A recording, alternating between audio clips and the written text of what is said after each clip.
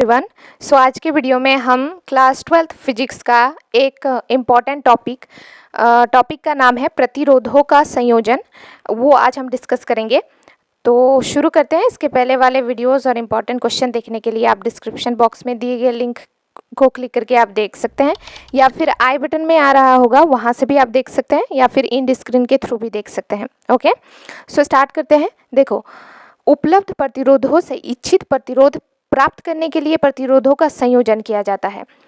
हम क्यों करते हैं प्रतिरोधों का संयोजन? हमारे पास सपोज 2 ओम का एक प्रतिरोध है और एक प्रतिरोध 2 ओम का है, मतलब एक 2 ओम का है R1 प्रतिरोध को हम R से दिखाते हैं, दर्शाते हैं, और R2 मान लेते हैं 2 ओम है, और हमें चाहिए 4 ओम प्रतिरोध और एक में चाहिए 1 ओम प्रतिरोध।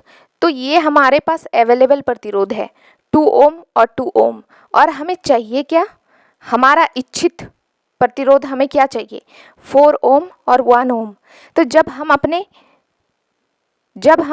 अपने इच्छा अनुसार प्रतिरोध चाहते हैं और वो हमारे पास अवेलेबल नहीं है, बस हमारे पास अलग क्वांटिटी का प्रतिरोध अवेलेबल है, तो हम प्रतिरोधों को संयोजित करके अपना इच्छा को पूरा करते हैं, अपने इच्छित प्रतिरोध को प्राप्त करते हैं। इसीलिए हम करते हैं प्रतिरोधों का संयोजन। आई होप समझ में आया होगा। अब देखो, यह मुख्यतः 2 प्रकार से किया जाता है।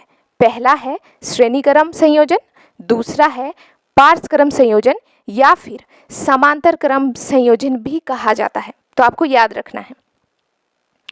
अब हम बात कर लेते हैं फर्स्ट जो संयोजन है उसके बारे में, श्रेणीक्रम संयोजन। इस संयोजन में हम क्या करते हैं? इस संयोजन में प्रतिरोधों को एक के बाद एक क्रमवार तरीके से जोड़ा जाता है। आइए देखते हैं कि कैसे क्रमवार तरीके से जोड़ते हैं हम। प्रत्येक प्रतिरोध का दूसरा सिरा अगले वाले प्रतिरोध के पहले सिरे से जोड़ा जाता है। इसका क्या मतलब है? देखो, ध्यान से समझोगे, ठीक है। बेसिकली हम श्रेणीक्रम संयोजन में प्रतिरोधों को कैसे जोड़ते हैं? देखो, ये एक प्रतिरोध है हमारे पास, मैं अलग कलर से बनाती हूँ ताकि समझ में आए, और ये हमारे पास अनदर कलर का जो है प्रतिरोध है, और ये भी, ठीक है। 3 प्रतिरोध है हमारे पास। सपोज ये R1 है, ये R2 है, ये R3 है। अच्छा, आपको पता है प्रतिरोध को हम R से क्यों दर्शाते हैं? क्योंकि प्रतिरोध को रेजिस्टेंस कहा जाता है इंग्लिश के अंदर, इसीलिए हम इसे R यानी कैपिटल R से प्रदर्शित करते हैं। अब देखो, यहाँ पर ध्यान से हम क्या कर रहे हैं? हम इन्हें क्रमवार तरीके से जोड़ रहे हैं।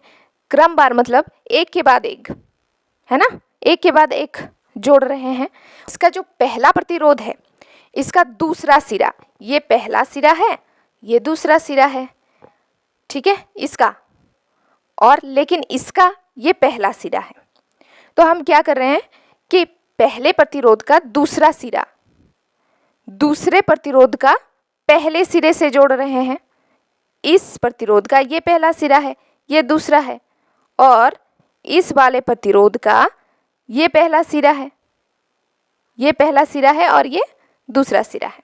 अब देखो ध्यान से, पहले प्रतिरोध का दूसरा सिरा दूसरे प्रतिरोध के पहले सिरे से जोड़ते हैं, और दूसरे प्रतिरोध का दूसरा सिरा तीसरे प्रतिरोध के पहले सिरे से जोड़ते हैं, है ना। तो यही चीज यहाँ पर हमने लिखा है कि प्रत्येक प्रतिरोध का दूसरा सिरा अगले वाले प्रतिरोध के पहले सिरे से जोड़ते हैं। आओ देखो, डायग्राम के थ्रू एक बार समझ लेते हैं। तो यहाँ पर देखो, ये R1, R2, R3, ठीक है, और ये R1 जो है ये बिंदु A और बिंदु B के सिरों के बीच जुड़ा है, और ये जो R2 है ये बिंदु B और बिंदु C के बीच जुड़ा है, और ये जो R3 है ये बिंदु C और बिंदु D के बीच जुड़ा है, ठीक है। अब यहाँ पर 2 इम्पॉर्टेंट चीज़ें हैं जो आपको ध्यान रखनी है। क्या है वो? आइए समझ लेते हैं। कि धारा जो होता है, रास्ता बदलने पर धारा बदलती है, यानी अगर हम धारा का मार्ग बदल दें तो धारा चेंज हो जाएगा, अदरवाइज नहीं चेंज होगा। और विभवांतर जो है वो बिंदु बदलने पर विभवांतर बदलता है, अगर बिंदु नहीं बदलेगा तो वो भी नहीं बदलेगा। तो ये दो कंसेप्ट आपको याद रखना है इस टॉपिक को समझने के लिए। तो यहाँ पर V1 बिंदु बदल रहा है, बिल्कुल A है, B है, C D है ना, तो बिंदु तो बदल रहा है तो विभव भी बदलेगा। तो V1 V2 V3 बदल गया, तीनों अलग है। अब देखो यहाँ पे जो बह रही है धारा हमारा, इसका मार्ग देखो तुम सीधा है, तो मार्ग नहीं बदल रहा है, तो धारा का मान भी नहीं बदलेगा, तो I है I ही रहेगा। ठीक है, चलो अब यहाँ पे देखो ये हमारा कुंजी है। ठीक है, पूरा सर्किट कंप्लीट है। अब इसका देखो तुल्य परिपथ बनाते हैं, इसका तुल्य परिपथ बनाते हैं। तुल्य परिपथ क्या है, अब मान लो कोई काम है, ठीक है, कोई भी काम हो सकता है, इसको अगर 5 लोग मिलके कर रहा है एक दिन में, और वहीं पे एक इंसान है जो सेम काम को एक दिन में कर रहा है, लेकिन एक इंसान, तो हम क्या कहेंगे कि ये जो पर्टिकुलर इंसान है ये पांचों के तुल्य है ना, पांचों का काम अकेला कर रहा है, उसको हम तुल्य कहते हैं। तो इस जो सर्किट में, ये जो सर्किट है इसमें देखो 3 रेजिस्टेंस है, 3 प्रतिरोध है ना, 3 विभव है अलग अलग, V1 V2 V3। अब अगर इसका तुल्य परिपथ हम बनाने जाएं तो इन सभी का काम जो है अकेला एक प्रतिरोध करेगा। इन जो 3 डिफरेंट विभव है ये एक विभव काम करेगा। तो बेसिकली ये क्या है, ये तुल्य परिपथ होगा, वो जो हम बनाएंगे वो तुल्य परिपथ होगा। तो आप देखते हैं कैसे बनाएंगे, ये देखो, एक सेकेंड यार। ठीक है, अब देखो एक ही रेजिस्टेंस है, एक ही प्रतिरोध है, तो तुल्य है। और देखो 2 बिंदु के बीच में वहाँ पर V1 V2 V3 का काम ये अकेला भी कर रहा है, वहाँ पर R1 R2 R3 का काम यहाँ पर अकेला R कर रहा है। इसका मतलब ये जो परिपथ है ये उस परिपथ का तुल्य परिपथ है। ठीक है, चलो अब ओम का नियम हम डिस्कस कर चुके हैं। ठीक है, ओम का नियम हम डिस्कस कर चुके हैं, ओम्स लॉ के बारे में हम डिस्कस कर चुके हैं। तो प्लीज़ उस वीडियो को जरूर देख लेना, डिस्क्रिप्शन बॉक्स में लिंक है। यहाँ पर हम ओम के नियम का हेल्प लेके जो है इसको कंप्लीट करेंगे। देखो प्रथम प्रतिरोध के लिए बात कर लेते हैं ओम के नियम से। ओम का नियम कहता क्या था कि एक पर्टिकुलर सर्किट है, उसमें जितना विभवांतर होगा, जितना विभव होगा, वो उस पर्टिकुलर सर्किट में जितना धारा बह रहा है उसका समानुपाती होता है। यानी V समानुपाती I था, उसके बाद हमने क्या किया था ओम के नियम में, V is equal to IR किया था, क्योंकि ये हमारे पास समानुपाती का चिन्ह है, इसे हमें हटाना था। और जब भी हम समानुपाती का चिन्ह हटाते हैं तो हमारे पास एक कांस्टेंट आता है, वो जो कांस्टेंट है वो R है।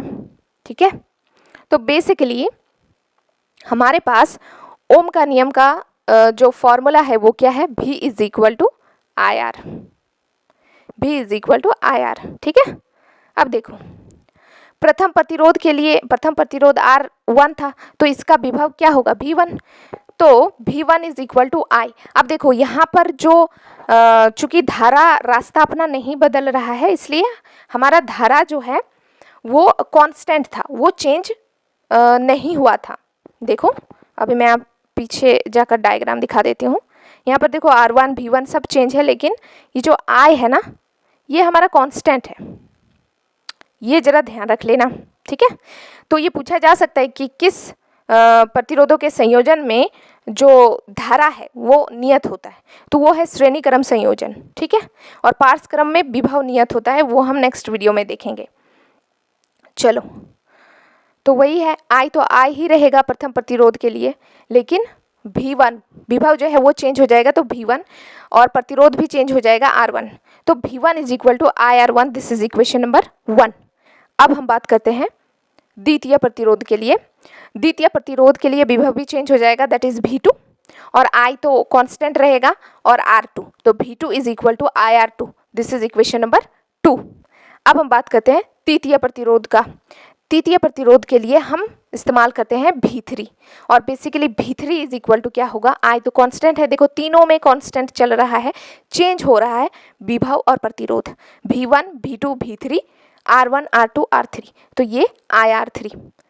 अब देखो तुल्य प्रतिरोध के लिए भी हम यहाँ पर क्या कर सकते हैं, तुल्य प्रतिरोध के लिए V तुल्य इज इक्वल टू IR तुल्य, ये इक्वेशन नंबर 4।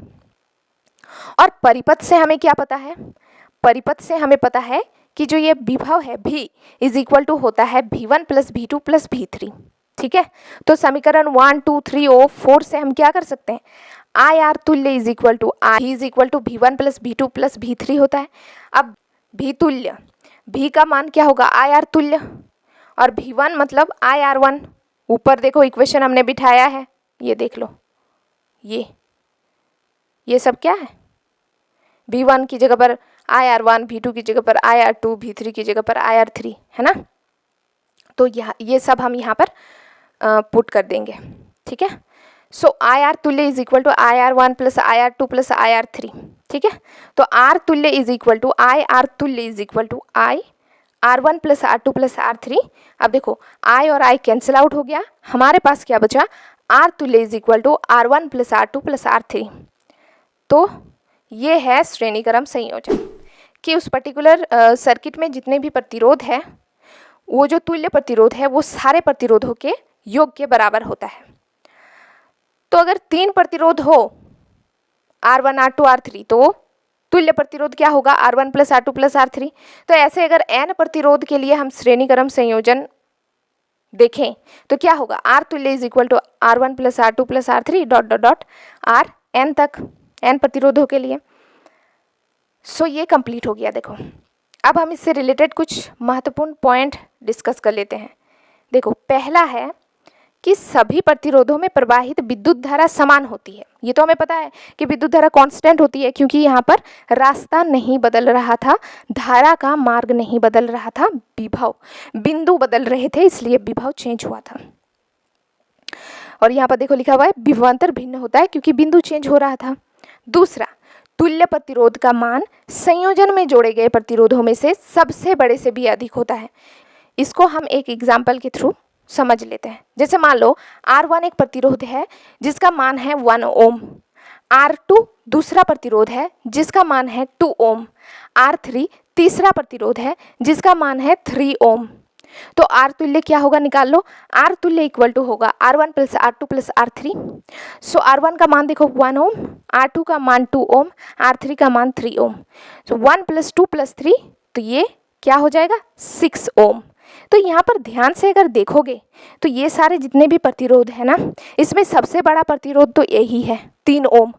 तो जब हम इसे श्रेणीक्रम संयोजन में करते हैं संयोजित, उसके बाद जो हमारे पास R तुल्य निकल के आता है वो हमारे पास देखो 6 ओम आ रहा है। तो वो क्या है, इस जो गिवन प्रतिरोध है, जो दिया हुआ प्रतिरोध है, इसके सबसे बड़ा प्रतिरोध क्या है 3 ओम, इससे भी ज़्यादा है।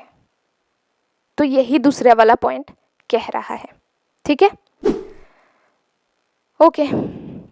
और यहाँ पर एक छोटा सा कंसेप्ट है, देख लो कि श्रेणीक्रम संयोजन में हमें पता है I कांस्टेंट होता है।